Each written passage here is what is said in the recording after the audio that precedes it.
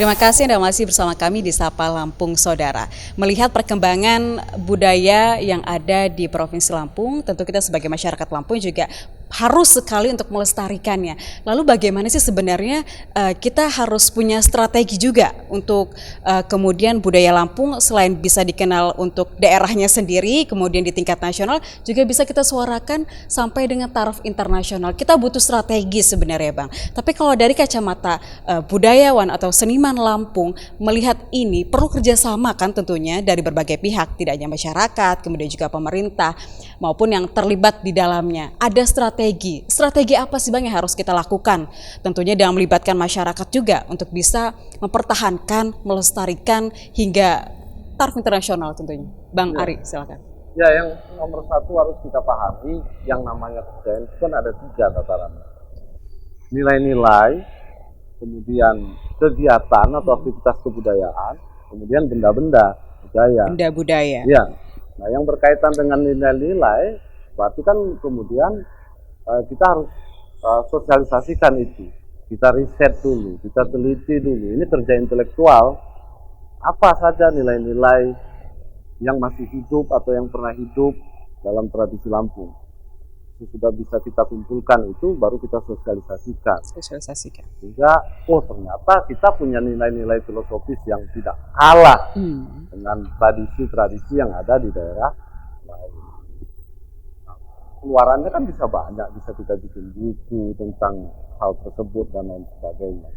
Lalu yang kedua, aktivitas kebudayaan. Jadi kita harus memperbanyak. Kalau yang sudah ada berarti kita support dia, kita dukung dia biar dia terus berjalan, lestari.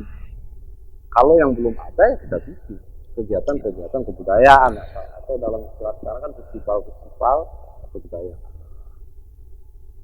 Masyarakat timur itu luar biasa.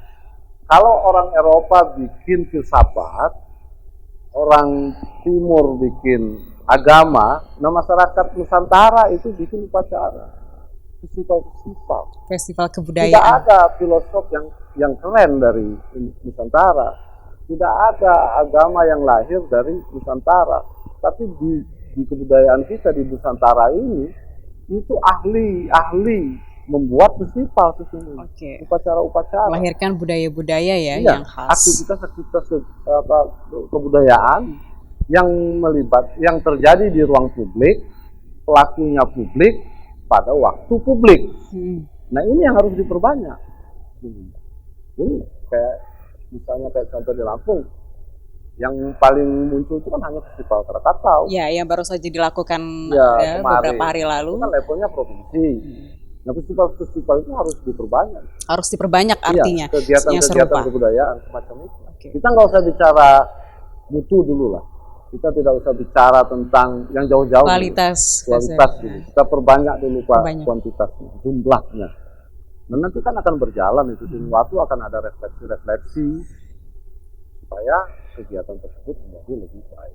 Berarti artinya peran pemerintah juga penting sekali karena untuk menyelenggarakan sebuah festival juga butuh dukungan pemerintah dan juga masyarakat. Berarti artinya harus diperbanyak gitu di setiap daerah. Sangat. Tidak hanya berpusat di Kota Bandar Lampung mungkin ya Bang ya? Iya, kita harus inisiasi juga di berbagai daerah kabupaten-kabupaten yang ada di Lampung. Iya. Pemerintah kan harus punya goodwill, itulah strategi kebudayaan. Tugas siapa lagi untuk melakukan itu kalau bukan tugas pemerintah? Dia harus punya kebijakan-kebijakan untuk memberdayakan kebudayaan lokal tersebut. Kemudian dia bekerjasama dengan komunitas-komunitas yang ada di lokus masing-masing. Baru muncul. Nah kalau pemerintahnya tidak punya kehendak baik, tidak ada diskusi dengan budayawan, dengan pelaku, tidak ngobrol bareng, ya bagaimana akan muncul? Oke, baik. Lalu kemudian apa sih Bang, mungkin ke Bang GB, apa sih yang kemudian kan banyak orang luar yang akhirnya tertarik nih melihat budaya-budaya yang ada di Indonesia. Kalau untuk Lampung, apa yang kemudian harus kita kembangkan, kita lestarikan agar wisatawan dunia gitu melihat dan akhirnya tertarik dengan Lampung begitu? Mungkin Bang GB bisa menjelaskan.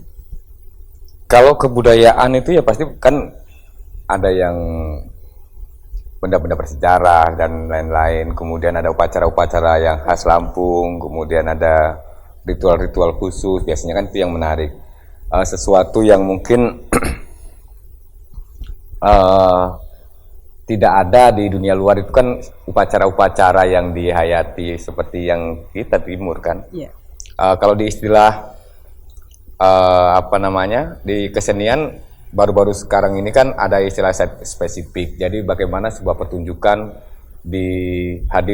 karya seni dihadirkan di lokusnya, di tempat pertunjukan itu sendiri secara on stage, terbuka, berhadapan dengan publik. Kemudian, nah itu yang sekarang lagi marak mungkin di dunia kesenian di Indonesia maupun di luar ya, khususnya di luar. Nah padahal itu puluhan tahun atau mungkin ratusan tahun sebelumnya sudah ada. Kita memang konsep timur kan memang set spesifik istilah ininya. Kalau ada yang upacara-upacara khusus, kuda lumping, upacara buka lahan, lain-lain yang itu kan bentuk kebudayaan juga. Nah itu udah sesungguhnya secara secara bentuk itu sudah ada, cuma belum diinformasikan dan belum dikaji secara pengetahuan. Itu kelemahan kita.